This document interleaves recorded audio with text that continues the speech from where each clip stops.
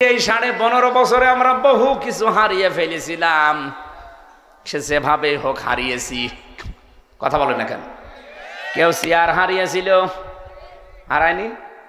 কত মানুষ তার চেয়ার হারিয়ে ফেলেছে, তার যোগ্যতা থাকার পরও চেয়ারে বসতে পারে নাই। এখন ওইটা যদি আবার ফেরত পাই তাহলে সে এই হাদিসের আওতামুক্ত থাকবে। কিন্তু যে চেয়ারে বসার যোগ্যতা রাখে না, ওই রকম মানুষকে যদি ঠেলে ঠেলে ওই জায়গায় দেওয়া হয়, নাকি বাংলাদেশের কথা বলছি না, এরকম জায়গাও ছিল যে চেয়ারে ওর বাপও বসার যোগ্যতা রাখে না, অথচ এই বয়সে ওই জায়গায় উঠে বসে আছে। এরকম যারা বসেছিলেন, আপনি তো আর বৈধভাবে বসেননি, আপনি বসেছিলেন অবৈধভাবে। কি ঠিক আছে না? আপনি কি বৈধভাবে বসেছিলেন? না, বসেননি। এই যে 15.5 বছরে যারা চেয়ারে ছিলেন, আল্লাহর কসম আমি নিজে ভিকটিম। আমার 33 বছর বয়স, এখন 92 সালে আমার জন্ম। আমি 18 বছর থেকে যদি ভোট দিতে আরম্ভ করতাম তো 3 বার ভোট দিতে পারতাম, একবারও পারি নাই। একবার না জেলে ছিলাম, পারলাম না, মাফ করে দিলাম, বাকি 2 বার। তাহলে 3 বারের একবারও পারি নাই। তার মানে কি এই 15 বছর যারাই ছিলেন দায়িত্বে, আল্লাহর কসম আপনি অবৈধ। আমি নিজেরটা বলছি, আপনারটা আপনি যা করেন করেন। বাংলার মুসলমানেরা, এখানেই তো আজকের বিষয় ভাগ হয়ে যাবে। মানিদ্দা একালিপ টান আছে, মানিদ্দা মা লাইসা লাহু ফালাইসা মিন্না। কোন জিনিসের দাবি যদি আপনি এমন করেন যে জিনিস আপনার না, ওই দিন থেকে আপনি কিন্তু আর বলতে পারবেন না আমার নবীর নাম মুহাম্মাদুর রাসূলুল্লাহ, কারণ আপনি নবীর উম্মত আর নেই। এবার আমি আগস্টের 5 তারিখের পর থেকে বাংলাদেশটা মিলিয়েছে হাদিস দিয়ে তাকিয়ে দেখলাম, এই দেশে বহু মানুষ দাবি করছে আমি মুহাম্মাদুর রাসূলুল্লাহর উম্মত, কিন্তু তার অ্যাক্টিভিটিস, তার চরিত্র, তার কাজকর্ম প্রমাণ করে ফেলেছে যে নবীর উম্মত আর নেই। এরকম চরিত্রের মানুষ দেশে নেই। যে জিনিস আপনার ছিল না, ওইটা যদি আপনি জোর করে দখল করে, যেভাবে হক হয় চুরি করে, ডাকাতি করে, চাঁদাবাজি করে, ছিনতাই করে, ফাঁকি দিয়ে, ঘুষ খেয়ে, সুদ খেয়ে, যে কোনো কায়দায় যদি নিজের কাছে নিয়ে নেন যে এটা আমার, আপনি বিশ্বাস করেন ওই দিন থেকে আপনি আর নবীর উম্মত নেই। আপনি হয় ইহুদি হয়ে গেছেন, নাই খ্রিস্টান, নাই মুশরিক, নাই বৌদ্ধ। হ্যাঁ, কোন জিনিস যদি আপনার থাকে, হাত ছাড়া হয়ে গিয়েছিল, চুরি হয়েছিল, ছিনতাই হয়েছিল, ওটা আপনি আবার ফেরত পেয়েছেন, তাহলে এই হাদিসের যে শাস্তি তার আওতা মুক্ত থাকবেন। এই শাস্তি কি? যে নবীর উম্মত আপনি থাকতে পারবেন না। কিন্তু আপনার নিজের জিনিস আপনি আবার ফেরত পেয়েছেন, তাহলে আপনার জন্য এই হাদিস না। কথা বোঝা গেছে? জেলখানায় থাকাকালীন এক ওসি এসেছিল, ফাঁসির ওই কন্ডেম ছেলে। আমারে বলছে, হুজুর আমার 8 বছর জেল। আমি জেলে আসার আগে একটা পাপ করেছি। কি পাপ? যে নির্বাচন গেল সময় আমি বাইরে ছিলাম, আমি রাত 12টার পর থেকে আমার লোকজন নিয়ে ভোট কাটা আরম্ভ করলাম। ফজরের নামাজ পর্যন্ত ভোট পড়া কমপ্লিট করে বাক্স ভর্তি করে পাঠিয়ে দিলাম জায়গা মতো। এরপরে আমি গোসল করলাম, ওযু করে 2 রাকাত নামাজ পড়লাম। এরপরে বললাম আস্তাগফিরুল্লাহ। আমার এই তাওবা কি হয়েছে? না, এটা ইয়ার কি হয়েছে, এর নাম কি তাওবা? আর আপনি আল্লাহর কাছে তাওবা করছেন কোন কারণে? আপনি কি আল্লাহর ভোট চুরি করেছেন? ভোট চুরি করেছেন হামজার। আপনি যদি দোষ করেন আল্লাহর কাছে, আপনি আল্লাহর কাছে আস্তাগফিরুল্লাহ পড়েন, কোনো অসুবিধা নেই। আল্লাহ মাফ করলে করবে, না হলে শাস্তি দেবে, নাকি? বলেন বলেন। ইউআযযিবু মান ইয়াশা ওয়া ইয়াগফিরু লিমান ইয়াশা। আল্লাহ বলেন আমি কাউকে শাস্তি দিতে পারি, কাউকে মাফ করে দিতে পারি, ইচ্ছা কার? কিন্তু আপনি তো ভোট আল্লাহরটা চুরি করেননি, করেছেন হামসারটা। একটা এমপি বানাতে হলে 3.5-4 লাখ হামসা লাগে, হামসার বউ লাগে। কি কথা বলেন না কেন? এই আত্রায় রানীনগরে যিনি ছিলেন, এ লোকে কমপক্ষে 3.5 থেকে 4 লাখ মানুষ ভোট দিয়ে তাকে এমপি বানাবে। অথচ আপনি সবার ভোট রাতের বেলা একাই নিয়ে নিলেন, দিনে করবেন তাও সে সহ্য ধৈর্য আপনার হয়নি। দিনের ভোট রাতে করে আপনি এখন 2 রাকাত নামাজ পড়ে বলছেন আস্তাগফিরুল্লাহ, তাওবা তো আপনার হয়নি। একটা কায়দা আছে তাওবা করার, হুজুর বলেন। এই 3.5 লাখ 4 লাখ মানুষের কাছে আপনি যাবেন, আপনার তো 8 বছর জেল।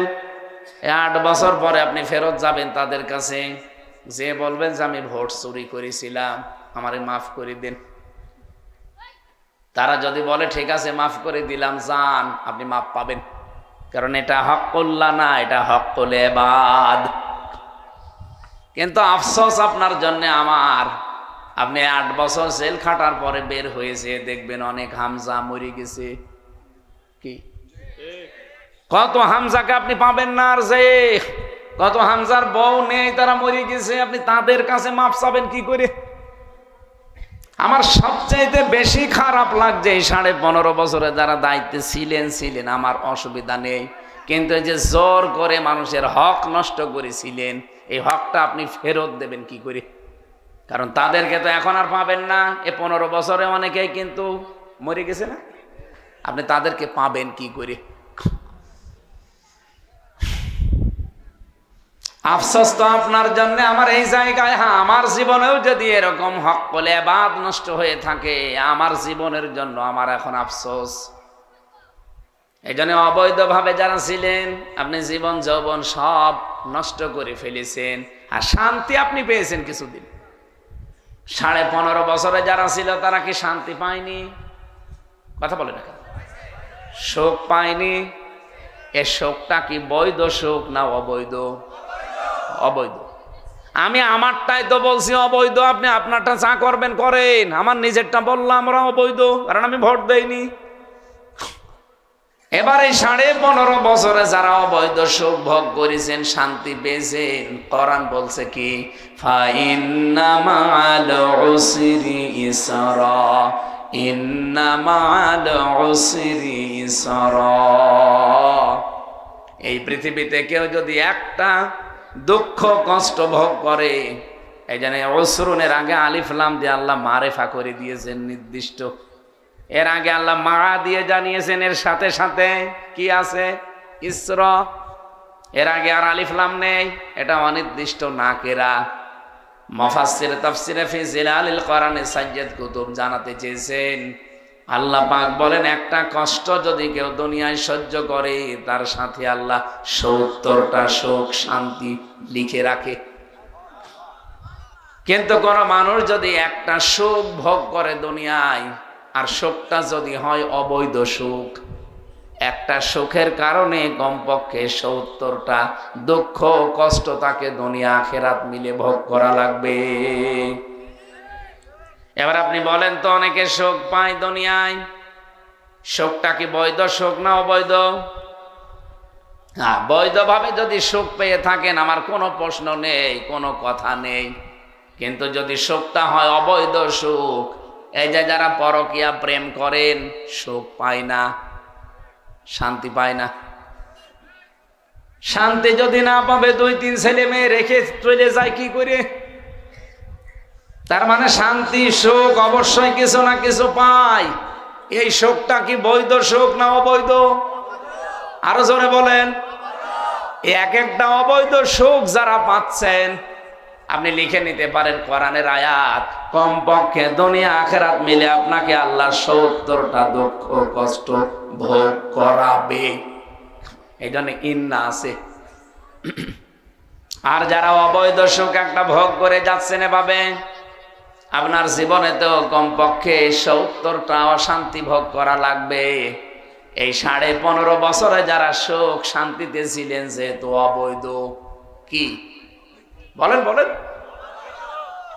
যারা এরকম সুখ পেয়েছেন ইউনিয়ন থেকে সংসদ পর্যন্ত, যেখানে যেখানে যারা দায়িত্বে ছিলেন, যারাই সুখে ছিলেন, শান্তিতে ছিলেন, অবৈধ সুখে অবৈধ শান্তিতে, আপনার জীবনে এখন 70টা দুঃখ আসতেছে। আর আমরা যারা কষ্ট পেয়েছি, একটা কষ্টের সুখ কয়টা? বলেন বলেন। হ্যাঁ, এখানে প্রশ্ন, কষ্ট পেলেই হবে না। কষ্ট যদি আপনি 3টা কারণে পেয়ে থাকেন, আপনার কষ্ট পাওয়া লাগবে আল্লাহর জন্যে, রাসূলুল্লাহর জন্যে, মানবতার জন্যে। অনেকেই 3 কারণের বাইরেও কষ্ট পায়, এজন্য তাদের কষ্টের সাথে আল্লাহ সুখ এ কথা দেয়নি। যেমন হাসিনা কষ্ট পেয়েছিল যেদিন পালিয়ে যায়, কি পায়নি? পাইছে মানে কি? আপনি যে দেখেছেন ওর চোখে কি পানি ঝরছিল? ওইভাবে কন্দন করে মানুষ। স্বামী মরে গেলেও মনে হয় মহিলা অত কন্দন করেনি, এত কান্না কেঁদেছে ওই দিন। তার মানে কষ্ট পেয়েছে। ওর কষ্ট কি আল্লাহর জন্যে, রাসূলুল্লাহর জন্যে, মানবতার জন্যে? কিসের জন্যে? পাপের জন্যে। বলেন। এজন্য আমরা যদি কষ্ট স্বীকার করি এই 3 কারণে, আল্লাহ, রাসূল, মানবতা, মাস্ট বি পৃথিবীতে আমাদের জন্য সুখ আসতেছে। কিন্তু এর বাইরে যদি কেউ কষ্ট ভোগ করে, তার জন্য কোনো সুখের কথা কোরআনে আল্লাহ দেয়নি। আমার ভাইরা, আমি যে কথা বোঝাতে চাই এখান থেকে আপনাদের, মরণ যতদিন আমাদের কাছে এসে হাজির না হয়, ততদিন আমাদের কোনো থামার জায়গা নেই। ইবাদত আমাদের করাই লাগবে। কিন্তু যেদিন আমি মরে যাব, মরণের পরে আমার আর কোনো ইবাদত আছে নেই। হ্যাঁ, ইবাদত আছে কাদের? যারা জীবিত আছে তাদের। আমাকে ধোয়াবে, পরিষ্কার পরিচ্ছন্ন করে ওই কাপড় পরিয়ে কবরে দিয়ে আসবে। আর হাজি যারা, এই মানুষগুলো নিজেকে নিজে মেরে ফেলে। নিজে জীবিত অবস্থায় কাফনের ওই কাপড় পরে আল্লাহকে বলে, আল্লাহ আমি মরে গেছি, এখন আমার যে জীবন বাকি আছে এটা আমার বোনাস লাইফ। আমি তো মরেই গিয়েছিলাম, বাকি এখন আমি এই যে 16 সালের পর থেকে যে বেঁচে আছি, এই 25 সাল পর্যন্ত, এই 9 বছর আমার কাছে একটা বোনাস হায়াত। কি কথা বলছেন না কেন? ওখানে যাবার পরে তিনি কাবা শরীফ যখন ঘুরবেন, প্রথমেই বলা লাগে আল্লাহকে, আল্লাহ সেই বাংলাদেশ থেকে এই কাবা শরীফ 6000 কিলোমিটার দূরে, এত দূরে এসেছি আমি, তুমি আমার নামটা হাজিরা খাতায় লিখে নাও। আল্লাহর সঙ্গে সঙ্গে যেন আওয়াজ দেয়, ওই খবিরুল দাঁড়া, তোর নাম আমি হাজিরা খাতায় তুলে নেব যে তুই আমার বান্দা, আমার ঘরে হাজিরা দিয়েছিস। কিন্তু সাবধান, 3টা কথা আগে বল। ইন্নাল হামদা অন্নিমাতা লাকা ওয়াল মুলক। 1 নাম্বার আপনি হামদ বলতে পারতেন, তার আগে আলিফ লাম লাগিয়ে দিলেন কেন? এর আগে ইন্না লাগিয়ে গ্যারান্টি দিচ্ছেন ইন্নাল হামদা। এই আলিফ লাম আবার 4 প্রকার হয় আরবি গ্রামারে। আপনি যখনই বললেন ইন্নাল হামদা, যখন গ্যারান্টি দিয়ে দিয়েছেন যত রকমের প্রশংসা হতে পারে সব আমি তোমাকে দিলাম। আজকে থেকে আমার যত প্রশংসা আছে দুনিয়ায় কারো জন্য হবে না, সব তোমার জন্যে। আমার মনে হয় এর ভেতরেই সব কিছু চলে আসে। এরপরও আবার আর একটা কথা আপনার মুখ দিয়ে আল্লাহ বলে, এইটাও বল, অন্নিমাতা লাকা। আল্লাহ তুমি আমাকে যত নিয়ামত দিয়েছো আজকে থেকে সব আমি তোমার জন্য ব্যয় করব। আমার শরীরের শক্তি নিয়ামত কার? এটা আমি তোমার জন্য দেব আজকে থেকে। আমার যে যোগ্যতা আছে, আমার যে মেধা আছে, এটাও তোমার নিয়ামত, এইটাও তোমার জন্য আজকে থেকে ব্যয় হবে। আমার যে টাকা পয়সা আছে, ক্ষমতা আছে, প্রভাব আছে এলাকায়, এ নিয়ামত কার? আরো জোরে বলেন, এইটাও আমি তোমার জন্য ব্যয় করব। 3টা কথা। এখন আর একটা কথা স্পেশাল ভাবে বলা হয়, এই জন্য এর আগে দেখেন প্রথম 2টা কিন্তু ঠিক ছিল। ইন্নাল হামদা অন্নিমাতা লাকা পর্যন্ত শেষ। এরপরে আর একটা শব্দ আল্লাহ বলে স্পেশাল ভাবে, এটা বলা লাগবে অল মুলক। এর আগে আর লাকা নেই, এর আগে আর ইন্না নেই। আগে অল মুলক বল যে আমি রাজত্ব, রাজনীতি যদি দুনিয়ায় কিছু করে থাকি আল্লাহ আমি তোমার জন্য করব। খবিরুল সাহেব গেছে আজকে আল্লাহর কাবা ঘরে, এই কথাগুলো কিন্তু বলছে। অবশ্যই ওনাকে এই 3 নাম্বার পয়েন্ট যেটা উনি বলবে, আল্লাহর কাবা সামনে নিয়ে অল মুলক, আল্লাহ রাজত্বের মালিক তুমি, এটা আমি বিশ্বাস করি। আল্লাহ বলেন এই 3টা কথা বললেই হবে না, বিদায় তাওয়াফ যেদিন করে 1.5 মাস পরে উনি আসবে, 45 দিন পর দেখবেন ওই দিন শেষ কথা বলা লাগে আমি বলেছিলাম লা শারীকা লাকা লাব্বাইক। আল্লাহ আমি কিন্তু উপস্থিত হয়েছিলাম, আমি চলে যাচ্ছি, আমি এই কথা বলতে বলতে যাচ্ছি যে আমি মুশরিক না। আমি কি না? এখন মুশরিক হয় মানুষ কি করলে? শিরিক করলে। বলেন বলেন, শিরিক কি?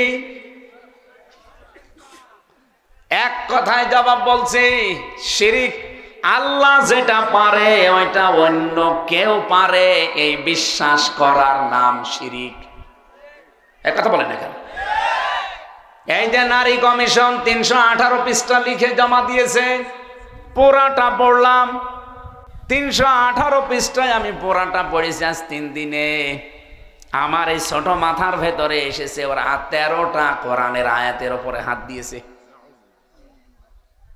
ভারতে 26টা কোরআনের আয়াতের বিরুদ্ধে ওরা কেস করেছিল, আর এরা এই 13টা কোরআনের আয়াতের উপরে হাত দিয়ে বলতে চায় যে এগুলো মানা যাবে না, এগুলো সব নারীদের বিরুদ্ধে।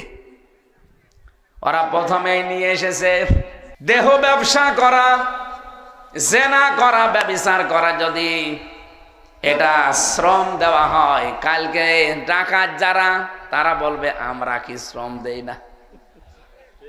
ডাকাতি করা কি সহজ কাজ? ঘাম ঝরে যায়। চুরি করা সহজ কাজ? বলেন।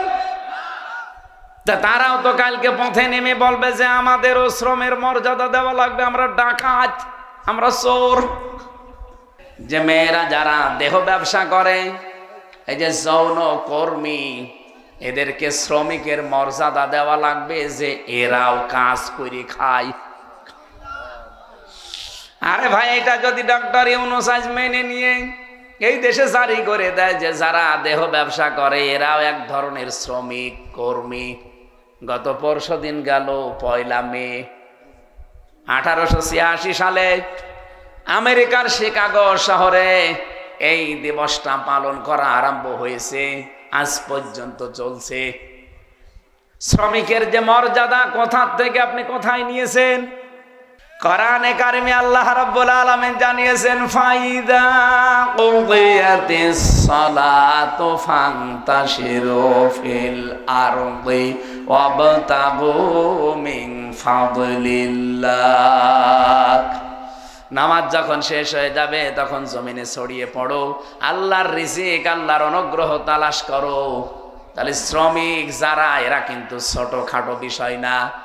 আল্লাহর নবী জানিয়েছেন আল কাসিবু হাবিবুল্লাহ, যারা কাজ করে খায় এরা আর সাধারণ মানুষ থাকে না, এরা আল্লাহর বন্ধু হয়ে যায়। শ্রমিকের মর্যাদা এত বেশি, এত বেশি আল্লাহর নবী দিয়েছেন।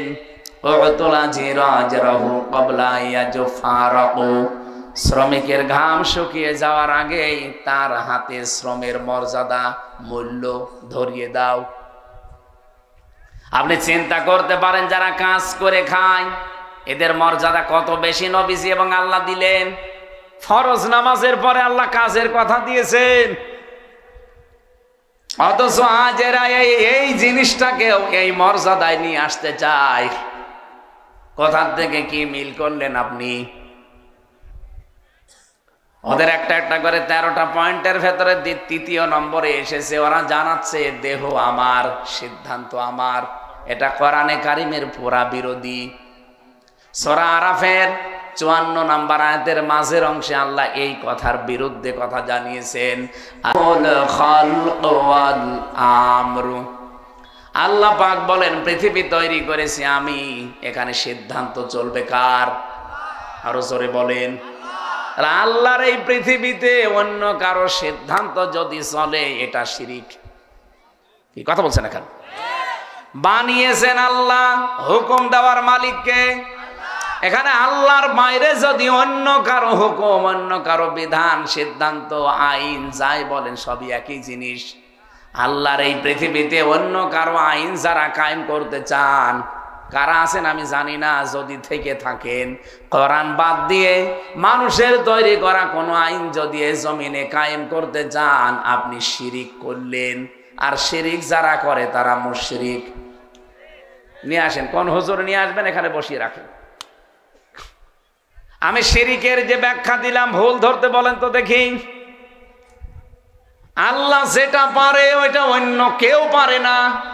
যদি আপনি মনে করেন না পারে, আপনি মুশরিক। এক কথা বলেন না কেন?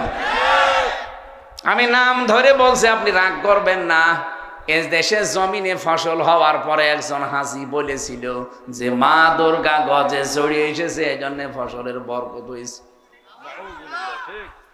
বলেন তো এই পৃথিবীতে ফসলের বরকত দেওয়ার মালিক দুর্গা কে? এটা যদি হিন্দু বলতো আমি মেনে নিতাম। আপনি একজন মুসলমান, একটা হাজি মানুষ, কি করে বললেন? আপনি তো মুশরিক হয়ে গেছেন। এই জন্যে দেহ আমার, সিদ্ধান্ত আমার, এই কথা যারা নারী কমিশনে লিখেছে প্রত্যেকটাই শিরিক করেছে, এরা সব মুশরিক। এক কথা বলেন না কারো? হিন্দু মরে গেলে আমরা জানাজা দেই, কবরে দেই, কি করি? পুড়িয়ে ফেলি। বলেন বলেন। সুতরাং নারী কমিশনের সাথে যারা জড়িত, এই কথা যারা লিখেছে, যারা সায় দিয়েছে, যারা সমর্থন দিয়েছে, প্রত্যেকেই মুশরিক। আরো জোরে বলেন। 92% মুসলমানের দেশে এই কমিশন তো দূরের কথা, এর রিপোর্ট পেশ করার সাহস পেল কোথায়? উনি শেষ কথা বলে আসবে খবিরুল সাহেব, লা শারিকা লাকা লাব্বাইক, আল্লাহ আমি হাজির হয়েছিলাম, চলে গেলাম আমি আবার নওগাঁতরাই, কিন্তু আমি বলে গেলাম তোমাকে আমি যে শিরিক আর করব না, বা আমি মুশরিক না। এই কথাগুলো বলি যারা ওখান থেকে আসে, যদি এই তিনটা কথা বাংলাদেশে ওরা কায়েম করে রাখতে পারে, এই দেশে আর কারো লাগবে না, শুধু হাজী সাহেবরা আল্লাহর বিধান কায়েম করে দেবে। আর কারো লাগার কথা কাউকে লাগবে না। কারণ এই দেশের অধিকাংশ ধনী না হলে তো আর হজ করা যায় না। 7.5 লাখ, 8 লাখ, 9 লাখ টাকা লাগে হজ করতে। এই জন্য আহ্বান জানাচ্ছি, সভাপতি সাহেব যে কথা বলতেছে ওই কথা যেন দেশে এসে টিকিয়ে রাখতে পারে। বলেন আমিন। প্রধান অতিথি জনাব আলহাজ শেখ রেজাউল ইসলাম রেজু, যুগ্ম আহ্বায়ক নওগাঁ জেলা বিএনপি ও সভাপতি আত্রাই উপজেলা বিএনপি, আল্লাহ তার হায়াতে তাজ্জেবা সিহাতে কল্লিয়া দান করেন। বলেন আমিন। এ মাহফিলে এতক্ষণ যারা আলোচনা রাখলেন, বিশেষ করে মাওলানা রেজাউল ইসলাম উজ্জ্বল, আপনাদের এলাকারই সন্তান, জনাব মাওলানা হোসাইন মাহফুজ চুয়াডাঙ্গা, হাফেজ মাওলানা আব্দুর রশিদ, মাওলানা সাইফুল ইসলাম, নাম না জানা অন্যান্য ওলামায়ে কেরাম, আমার ডানে বামে যারা সম্মানিত ব্যক্তিবর্গ বসে আছেন, এতক্ষণ ধৈর্য এবং সহ্য নিয়ে যারা সামনে বসে আছেন এত রাত জেগে, মুসলমান ভাইরা, পর্দার আড়ালের সম্মানিতা মা এবং বোনেরা, প্রিয় নওগাঁবাসী, আমরা আল্লাহর দরবারে শুকরিয়া, রাসূলের উপরে দরুদ আর সালাম পাঠ করে আমার নির্ধারিত একটা আয়াত পড়েছিলাম। কোন আয়াত যেন? সূরা মায়েদা 54 নম্বর আয়াত। আমার আজকের বিষয় ফিরে আসা। কি বললাম? ফিরে আসতে চান না আপনারা? আল্লাহ রাব্বুল আলামিন ঈমানদারকে ডাক দিয়ে বড় আদরে মহব্বতে এই কথাগুলো আমাদেরকে শুনিয়েছেন, যারা আমরা ঈমানের দাবি করি। ইয়া আইয়ুহাল্লাযীনা আমানু, ওহে যারা ঈমানের দাবি করো, মাইয়ারতাদ্দা মিনকুম, এই এদিকে তাকান, তোমাদের ভেতরে কেউ যদি ফিরে যায় আং দিনহি, আল্লাহর দিন থেকে। এখানে দিনের অর্থ প্রায় 15টা। আমরা একটা একটা করে তাফসিরে যাচ্ছি। আল্লাহ যে দিলেন আং দিনহি, কেউ যদি ফিরে যায় তোমাদের ভেতরে আল্লাহর দিন থেকে। এখানে ইয়ার তাদ্দা শব্দটা বাবে ইফতেআল থেকে এসেছে, ইরতিদাদ। এর বাংলা অর্থ হচ্ছে হক থেকে বাতিলের দিকে ফিরে যাওয়া। এই পৃথিবীতে হক একমাত্র কে? বলেন বলেন। উনি যাদেরকে পাঠিয়েছেন তারাও হক। উনি পাঠিয়েছেন রাসূলুল্লাহকে, তিনি হক। উনি পাঠিয়েছেন কোরআন, কোরআন হক। এ কথা বলছেন না কেন? আল্লাহ, রাসূল, কোরআন এগুলো বাদ দিয়ে যারা অন্য দিকে ফিরে যেতে চান, আপনি বিশ্বাস করতে পারেন আপনি কিন্তু এখন বাতিলের দিকে আছেন।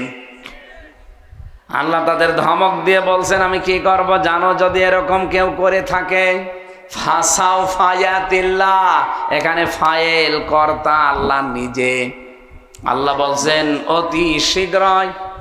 আল্লাহ যদি সাউফা শব্দ না দিত তাও বাংলা অর্থ আমরা করে ফেলতে পারতাম। সাউফা দিয়ে ফা লাগিয়ে, ফা এ শব্দটা আগের কথা যদি কেউ জীবনে মিলাতে পারে, পরেরটা আল্লাহ পাক অবশ্যই কার্যকর করবেই, এরকম অর্থ আসে। এই জন্য ফারবি গ্রামার অনুযায়ী 13টা অর্থে ব্যবহার হয়।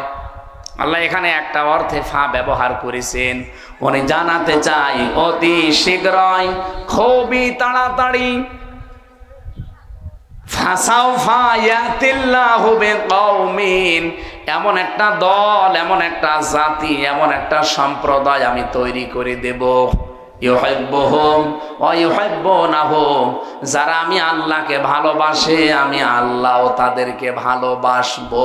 জোরে বলেন সুবহানাল্লাহ। এই আয়াতটা বাংলাদেশের জন্য যে কত কার্যকর আমি নিজে এখন টের পাচ্ছি। এই পৃথিবীতে কেউ যদি আল্লাহর দ্বীনকে বৃদ্ধাঙ্গুলি দেখিয়ে ছোটা নাতা বিষয় তৈরি করে মন মতো কোনো ফতোয়া সামনে নিয়ে এসে আল্লাহর দ্বীনের বিধান থেকে মুখ ফিরিয়ে চলে যায়, আপনি বিশ্বাস করতে পারেন আল্লাহ কিন্তু সিদ্ধান্ত নিয়ে ফেলেছেন অতি তাড়াতাড়ি এমন একটা জাতিকে, এমন একটা সম্প্রদায়কে, এমন একটা গোষ্ঠীকে, এমন একটা দলকে আল্লাহ আপনাদের মাথার উপরে চাপিয়ে দেবে, যারা আল্লাহকে মন দিয়ে ভালোবাসে আল্লাহও তাদেরকে ভালোবাসে, বাসবে। ইউহিব্বু, এটা মোজারে, বর্তমান, ভবিষ্যৎ, প্রেজেন্ট, ফিউচার। আমি নাম ধরে বলছি এবার আপনাদের পাশে চাঁপাইনবাবগঞ্জ, এ জেলার স্বামী স্ত্রী 2 জন আমরা পেয়েছি, তারা শুধু ফতোয়াবাজি করছে। এরা মুফাসসিরে কোরআন। আপনি ফতোয়া যে দিচ্ছেন, ফতোয়া এই শব্দের অর্থ বোঝেন? আপনি কি মুফতি হয়ে পড়েছেন যে ফতোয়া দিচ্ছেন? যে কথাগুলো আপনারা ধর্মের নাম নিয়ে, কোরআনের নাম নিয়ে, আলেমের নাম নিয়ে বলেন, আপনি ফিরে যেতে চান ইসলাম থেকে অন্য দিকে যান, নিষেধ করি না, কিন্তু আপনি কাকে ভয় দেখান বলেন তো? ইসলাম কি এই দেশে আমির হামজার বাবার? কথা বলেন না কেন? এ দেশে যারা ইসলাম কায়েম করতে চায় তাদের বাবার না। আমরা যারা ইসলামে দেশে কায়েম করতে চাই, আমরা কেউ ইসলামের মালিক না, আমরা ইসলামের খাদেম। কি কথা বলেন না? কেউ যদি বলে যে আমি ইসলামের মালিক, ও কিন্তু শিরিক করছে। কারণ ইসলামের মালিক কে? নবীজি নিজেও ইসলামের মালিক ছিলেন না, উনি ইসলামের খাদেম ছিলেন। হযরতে নূহ আলাইহিস সালামের জামানা থেকে শুরু করে যেহেতু শরীয়ত পূর্ণাঙ্গভাবে নাজিল হওয়া আরম্ভ হয়, মুহাম্মদুর রাসূলুল্লাহকে আল্লাহ শরীয়ত যখন দিয়েছিলেন, দ্বীন আর শরীয়ত, পৃথিবীতে যত নবী পাঠিয়েছেন সবার দ্বীন ছিল এক, কিন্তু প্রত্যেকের শরীয়ত ছিল আলাদা আলাদা। কথা বোঝা গেছে না? বোঝেননি? পৃথিবীর যত নবী প্রত্যেকের দ্বীন কি? এক, কিন্তু শরীয়ত, বিধিবিধানটা আলাদা ছিল। মুসা নবীর জামানায় কেউ যদি জিনা করত, ও নারী হোক পুরুষ হোক, বিবাহিত হোক অবিবাহিত হোক, যদি ধরা পড়ে যেত ওকে মেরে ফেলা লাগতো, এইটাই বিচার। আমাদের নবীর শরীয়তে ওইটা নেই। আমাদের নবীর শরীয়তে আছে কেউ যদি বিবাহিত অবস্থায় জিনা করে সাক্ষ্য প্রমাণে ধরা পড়লে মেরে ফেলা লাগবে, আর যদি অবিবাহিত হয় মেরে ফেলা যাবে না, বেত মারা লাগবে। কয়টা? 80টা। সূরা নূরের ভেতরে এইগুলো আছে। এখন বলেন মুসা নবীর শরীয়তটা আমাদের নবীর শরীয়তের চাইতে কি কড়া? কড়া ছিল না? অনেক কঠিন ছিল। মাঝখানে হযরত ঈসা নবীর শরীয়ত আবার একেবারে সোজা। আমাদের নবীর শরীয়তে কোনো জায়গায় যদি নাপাক লাগে, ওই জায়গাটা পানি দিয়ে ধুয়ে ফেললেই পরিষ্কার হয়ে যাবে, পাক। মুসা নবীর শরীয়তে এটা ছিল না। কোন জায়গায় যদি নাপাক লেগে যেত, ওই জায়গায় খুশিয়ে খুশিয়ে চামড়া থেকে ফেলে দেওয়া লাগতো। কিন্তু ঈসা নবীর জামানার শরীয়ত আবার আলাদা।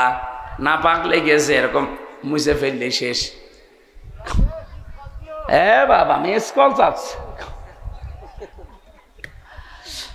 নওগাঁবাসী আরেকটু খেয়াল করবেন, এখানে একটা গুরুত্বপূর্ণ পয়েন্ট আসতেছে। তাহলে প্রতিটি নবীর দিন ছিল এক, শরীয়ত ছিল আলাদা আলাদা। আল্লাহ পাক বলেন আমার দিন আমি পাঠালাম, এর মালিক পৃথিবীর কেউ না, সবাইকে আমি দিনের খাদেম করে পাঠিয়েছি। বিশ্বনবী যখন দিনের খাদেমি মানে খেদমত করতেন, তখন কাফেররা তাকে পাথর মারতে মারতে অজ্ঞান করে ফেলে দিত। হযরতে জিবরাইল ভোরের দিকে এসে যখন পাথরগুলো সরিয়ে দিতেন, নবীজি জ্ঞান ফিরে পাওয়ার পরে বলতেন, ইয়া আখি জিবরাইল, হে ভাই জিবরাইল, সকাল থেকে আমার কাজ কি? জিবরাইল বলে, দাঁড়ান আমি আল্লাহকে জিজ্ঞাসা করি। আল্লাহ পাক জবাব দিতেন, আমার নবী আগে যা করেছে ওই একই কাজ, কারণ দিনের জন্য আমার নবীকে আমি খাদেম করে পাঠিয়েছি। তাহলে দিন হচ্ছে আল্লাহর, পৃথিবীর কেউ দিনের মালিক না। আপনি আজ কার নাম নিয়ে দিন থেকে ফিরে চলে যেতে চান? ভয় দেখান। এ বাংলাদেশে অনেককে আমরা এখন দেখতে পাচ্ছি, ওরা দিন থেকে ফিরে চলে যাচ্ছে। কেউ ধর্মীয় লাইনে কাজ করে দিন থেকে ফিরে চলে যায়, আসল দিনের কথাগুলো বলতে চায় না। কেউ জেনারেল ভাবে চলতে গিয়ে আল্লাহর দিন থেকে ফিরে চলে যেতে চায়। যান, কিচ্ছু করতে পারবেন না। আল্লাহ অতি শীঘ্র এমন একটা দল তৈরি করে দেবে। আল্লাহ জানে সাউফা দিয়েছেন, খুব তাড়াতাড়ি এমন একটা দল আমি বানিয়ে দেব, যারা আমাকে ভালোবাসে, আমি আল্লাহ নিজে তাদেরকে ভালোবাসবো। হ্যাঁ, তাদের গুণ কি? এই যে একটা নতুন একটা দল আল্লাহ বানিয়ে দেবে, যখন দেখবে মানুষ দিন থেকে মুখ ফিরিয়ে চলে যাচ্ছে। বলেন তো বাংলাদেশে দিন থেকে মুখ ফিরিয়ে যাওয়া মানুষের অভাব আছে? এই যে ব্রাহ্মণবাড়িয়ার আমার তাহেরি ভাই, ওরা কিন্তু দিন থেকে মুখ ফিরিয়ে নিয়েছে, যতই আল্লাহ রসুলের আশেক দাবি করুক। কারণ তারা যে জিকির বানিয়েছে দিনের ভেতরে, এটা দিনের ভেতরের জিকির না। ওরা ইয়ালি বাবা, শালি বাবা, কেল্লা বাবা, ফতে বাবা এই জিকির করে, এটা দিনের ভেতরে আছে। বলেন বলেন, ওরা দিন থেকে ফিরে চলে গেছে। 48,000 পীর এই দেশে, অনেক পীর আল্লাহর দিন থেকে, ইসলাম থেকে অলরেডি বের হয়ে গেছে। কে কথা বলা লাগবে? এরকম রাজশাহী বিভাগে নেই। জেনারেল ভাবে যারা আল্লাহর দিন কায়েম থেকে মুখ ফিরিয়ে চলে যাচ্ছেন বিভিন্ন সোতা নাতা বানিয়ে, যে এদের দোষ আছে। কিসের দোষ? এরা 54 সালে অপরাধী, এরা 47-এর অপরাধী, এরা 71-এর অপরাধী। আপনি দেন এই দোষগুলো তাদেরকে দিয়ে আপনি মুখ ফিরিয়ে নিচ্ছেন, তো তাদের থেকে না, আপনি মুখ ফিরিয়ে নিচ্ছেন দিন থেকে। কথা বলা লাগবে। আপনি 47 বলেন, 54 বলেন, 71 বলেন, 24 বলেন, যারা দিনের কথা বলে, দিন কি তাদের বাবার? আপনি যে তাদের থেকে মুখ ফিরিয়ে নেওয়ার নামান্তর হিসাবে আল্লাহর দিন থেকে দূরে সরে যাচ্ছেন, আপনি টের পাচ্ছেন? আপনার যদি তার কাজকর্ম অ্যাক্টিভিটিস পছন্দ না হয়, দিনের জন্য আপনি নিজে খাদেম হয়ে লেগে পড়েন, তারপরও দিন থেকে যদি ফেরত চলে যান, তাদেরও কিছু করতে পারবেন না, আল্লাহর তো কিছু পারবেনই না। মাঝখান থেকে আল্লাহ কি করবে? হঠাৎ একটা দল তৈরি করে দেবে, যাদের ভেতরে 3টা গুণ থাকবে। এখন দেখেন আপনার ভেতর ওই গুণ আছে কিনা। যদি থাকে তাহলে বুঝবেন আল্লাহ ওই দলের ভেতরে আপনাকে শামিল করেছে। যাদেরকে আমার আল্লাহ সামনে অনুমাক্কিনা লাহুম ফিল আরদ, জমিনের শাসন ক্ষমতা হাতে তুলে দেবে, এ নির্দেশ আমি বানালাম না, এটাকে আমি বানালাম। যেহেতু ফাসাউফায়াতিল্লাহু বিকওমিন, অতি শীঘ্র এমন একটা দল আমি বানাবো, তৈরি করব, যেই দল আম্মাকে ভালোবাসে, আমিও তাদের ভালোবাসি। তাদের কাজ কি? আযিল্লাতিন আলাল মুমিনিনা আইজ্জাতিন আলাল কাফিরিন। তারা নিজেদের ভেতরে দেখবেন রহম দিল হবে, দয়ার্দ হবে, নম্র দিল হবে, বিনম্র হবে নিজেদের ভেতরে পারস্পরিক, কিন্তু কাফেরদের বিরুদ্ধে তারা হবে বজ্রকণ্ঠ কঠিন। এই গুণ বাংলাদেশে আপনি নিরপেক্ষ দৃষ্টি দিয়ে বলেন তো, এই গুণটা এখন কার ভেতরে পাওয়া যায় আপনি বলবেন। আমি কিন্তু আপনাকে জিজ্ঞাসা করছি, অন্যদিকে যাবেন না। আপনি দেখেন কাফেরদের প্রতি এই দেশে কারা কঠোর, আর মমিন নিজেদের যারা ইমানদার এদের ভেতরে মমিনদের সাথে তাদের আচরণ একেবারে নিজের আপন ভাইয়ের মতো। আমি নিজে দেখেছি যে আমি কোরআন মাথায় নিয়ে বলতে পারবো, এই বাংলাদেশে যারা একামতে দিনের দায়িত্ব পালন করে, যারা একামতে দিনের কর্মী, বাড়ি আমার কুষ্টিয়ায়, আপনার বাড়ি রাজশাহী, জীবনে আপনার সাথে আমার দেখা নেই, প্রথম দেখা হয়েছে। আপনার প্রতি মহাব্বত, ভালোবাসা, বিনম্র আচরণ আমি করি এই কারণে, কারণ আপনি দিন কায়েমের কর্মী, আমিও দিন কায়েমের কর্মী। আমার আপন ভাইয়ের সাথে এত মহাব্বত আমার নেই, কারণ সে দিনের কর্মী না।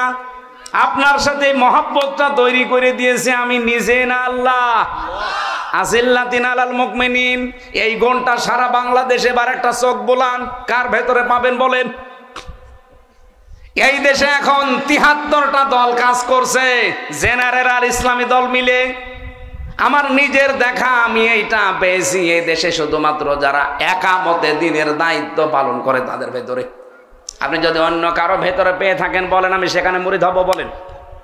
আমি তো বাস্তব ওয়াজ করছি, আমি জানি সবার মন আমি পাবো না, আর আমার মন পাওয়ারও দরকার নেই। কোরআনের কথা বলতে গিয়ে নবীজি যদি 3 বছর জেলে থাকতে পারে, দেশ ছাড়া হতে পারে, আমি তো চুনোপুটি। আপনি যতই রাগ করেন, আল্লাহ যেহেতু সিদ্ধান্ত নিয়েছেন, যেহেতু ফাইল কর্তা আল্লাহ এখানে নিজে, ফাসাউফা ইয়াতিল্লাহু, আমি আল্লাহ নিজে করব বিকৌমিন, এমন একটা জাতি দল তৈরি করে দেব তোদের উপরে, ইউহিব্বুহুম ওয়া ইউহিব্বুনাহু, আমি আল্লাহকেও যারা ভালোবাসবে আমি নিজেও তাদেরকে মহব্বত করব, ভালোবাসবো। তাদের প্রথম গুণ এইটা, তারা নিজেদের ভেতরে রহম দিল হবে, ভালোবাসা, পরস্পর মহব্বত, দয়ার্দ হবে, স্নেহশীল স্নেহময় হবে, কিন্তু তারা কাফেরদের প্রতি বড় ভয়ঙ্কর কঠোর। নারী সংস্কার করার জন্য কমিশন বানিয়ে ওরা যা করেছে, যেহেতু ইসলামের বিরুদ্ধে। আপনি দেখেছেন এই দেশে ইসলামপন্থী যারা, আমি নাম ধরেই বলছি, বাংলাদেশ জামাতি ইসলামের আমির ডাক্তার শফিকুর রহমান অলরেডি ঘোষণা দিয়েছে, এ কমিশনের নিয়ম নীতি মানা দূরের কথা, এ কমিশনই মানি না। যেহেতু তারা সব মুশরিক কাফের হয়ে গেছে আল্লাহর বিধানের বিরুদ্ধে অবস্থান নিয়ে, এই কাফেরদের দেওয়া নীতিমালা মানা দূরের কথা, আমরা ও কমিশনই মানি না। এরপরেও যদি আমাদেরকে কেউ বাধ্য করায়, আগস্টের 5 তারিখ কিন্তু শেষ হয়ে যায়নি, আবার আসতেছে। কথা বলেন না কেন? আবার আসতেছে না? মাত্র আর 2 মাস পরে আগস্ট শুরু হয়ে যাবে। এই যে মে চলছে, জুন জুলাই, মাত্র 2 মাস। আশা করব এরকম যারাই নিয়ম নীতি সামনে বানাবে তারা যেন থেমে যায়। আমরা কিন্তু নিজেদের ভেতরে, আপনি মনে করেন এত নরম হুজুর, নরম হতে পারি, কাফেরদের বিরুদ্ধে আমরা গরম। আগস্টের 5 তারিখের পরে নিজেদের ভেতরে আমাদের যে মহব্বত, ভালোবাসা, নরম দিল, স্নেহময় ছিলাম, কিন্তু কাফেরদের প্রতি আমরা কড়া বরাবরই। দিন যত যাবে কাফেরদের সাথে কোনো আতাত, কোনো পরামর্শ ওদের আমাদের দরকার নেই। এর পরেরটা একটু ঝামেলা আছে। আল্লাহ পাক বলেন, ইউজাহিদুনা ফি সাবিলিল্লাহি ওয়ালা ইয়াখাফুনা লাওমাতা লাইম, তারা জিহাদ করতে থাকবে। ইউজাহিদুনা, এটা মোজারে, বর্তমান, ভবিষ্যৎ, প্রেজেন্ট, ফিউচার। এখন যেমন করছে ভবিষ্যতেও করতে থাকবে। কার রাস্তায় করবে? জিহাদ, যুদ্ধটা, এই সংগ্রাম চালিয়ে যাবে, লড়াই চালাবে আল্লাহর জন্যে। তাহলে লড়াই কিন্তু চলতেই থাকবে। আর আল্লাহর এই পথে লড়াই করতে গিয়ে, সংগ্রাম করতে গিয়ে, আন্দোলন করতে গিয়ে আল্লাহ বলেন ইয়াখাফুনা লাওমাতা লাইম, তারা ভয় পাবে না। ওয়ালা ইয়াখাফুনা লাওমাতা লাইম, দুনিয়ায় কোনো তিরস্কারকারীর তিরস্কারকে তারা পাত্তাই দেবে না। কত ভয় আমাদেরকে দেখিয়েছে এই দেশে যারা ইসলামপন্থী মানুষ, কত রকমের উল্টা পাল্টা কথা তাদের নামে ছড়িয়েছে। ভয় পাওয়া তো দূরের কথা, পাত্তাই দেই না। আপনি কি মনে করছেন একবারে এসে আমি এখানে বসে পড়েছি? কত ঘাত প্রতিঘাত এই 33 বছরের উপরে গেছে আপনি জানেন। আমার মতো মানুষকে ওরা রাজাকার পর্যন্ত চালাতে চেয়েছিল, শুধু বয়সে পারে নাই। হ্যাঁ, চট্টগ্রামে যাচ্ছিলাম ফেনীতে মাহফিলে, অলরেডি আমি কুমিল্লা 14 গ্রাম পার হয়ে চলে গেছি। ওসি আমারে কল দিয়ে বলছে হুজুর কোথায়? এই তো ফেনী ঢুকতেছি। হুজুর আপনি আর আসবেন না কেন? সকালবেলা 4 জন লোক এসেছিল, আপনার নামে কমপ্লেন দিয়ে গেছে থানায় লিখিত অভিযোগ যে আপনি নাকি কুষ্টিয়ার চিহ্নিত রাজাকার। আমি ওসিরে বললাম স্যার আপনি কি আমাকে কোনোদিন দেখেছেন? বলছে হুজুর আমি আপনার ধর্মের লোক না, আমি হিন্দু মানুষ। আপনাকে দেখবো, আমাদের ওই লাইনে তো লোক নেই, আমার ওদিকে সেন্সও নেই। আপনাদের ধর্মীয় কথাবার্তা আমি ওগুলো শুনি না, আমি অন্য ধর্মের মানুষ, আমি একটা হিন্দু মানুষ। কিন্তু সকালবেলা 4 জন মানুষ এসেছিল পাগড়ি মাথায় দিয়ে, ওই যে সবুজ পাগড়ি, মাঝ ভান্ডারের মুরিদ। এরা এসে আপনার নামে লিখিত দিয়ে গেছে সই করে যে আপনি নাকি কুষ্টিয়ার চিহ্নিত রাজাকার। আমি বললাম আমার যে 33 বছর বয়স এটা ওরা বলে নাই। কই তা তো বলে নাই। রাজাকার হতে হলে কমপক্ষে তো অন্তত 54 বছর দেশটা স্বাধীন হয়েছে, এর আরো 15 বছর বেশি হওয়া লাগবে। কথা বলছেন না? সব মিলে কত আসতে পারে? 70। কত বলেন বলেন? কি বৃষ্টি হচ্ছে? হ্যাঁ, পৃথিবীতে যত রকমের অপবাদ আপনারা দিতে পারেন, আমার রাজাকার না, আমার জন্ম দিলেও যদি গালি গালাজ করেন, আমি রিমান্ডে 10 দিন একাধারে আমার মা বাবা তুলে ওরা গালি দিয়েছে, কিন্তু দিন কায়েমের যে পথে এসেছি এক চুলো আমাদেরকে কেউ সরাতে পারবে না। যালিকা ফাদলুল্লাহ, যাকে তাকে দিয়ে আল্লাহ এই কাজ করাবে না, এটা আল্লাহর অনুগ্রহ। ইউতিহি মাইয়াশা, আল্লাহ যাকে ইচ্ছা তারে দিয়ে এই কাজ করাবে। আল্লাহু ওয়াসিউন আলিম, আল্লাহ প্রশস্ত এবং জ্ঞানী। এই শব্দগুলো গুরুত্বপূর্ণ শব্দ, শুধু আকাশের দিকে তাকে আমরা ব্যাখ্যাগুলো করতে পারছি না। মেয়েদের জন্য কিছু বলার দরকার ছিল। সম্মানিত মা বোনেরা, আর রাত 1টা বাজে, এখন বৃষ্টি নেমে গেলে আমরা মুসিবতে পড়ে যাবো। আল্লাহুম্মা আমিন। লা ইলাহা ইল্লা আনতা সুবহানাক ইন্নী কুনতু মিনাজ জালিমিন। আল্লাহুম্মা গফিরলি ওয়ারহামনি ওয়াহদিনি ওয়াফিনি ওয়ারযুকনি ইয়া রাব্বাল আলামিন। আল্লাহ তাআলা যে মূল কথাগুলো আমরা শুনেছি বুঝেছি, এগুলো আমল করার তৌফিক দাও। সম্মানিত মা বোনদেরকে তুমি খাদিজা আয়েশার মতো তৈরি করে দাও।